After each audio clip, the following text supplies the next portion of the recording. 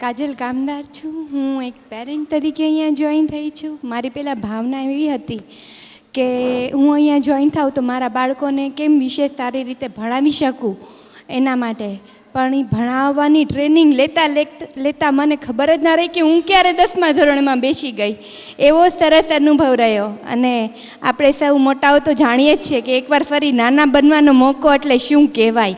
મેં દરરોજ ધર્મેશ્વરને આવીને એક જ વાત કહેતી, સર મજા પડી ગઈ ભણવાની મને તો. એટલે ખૂબ જ મજા આવી અહીંયા આવીને.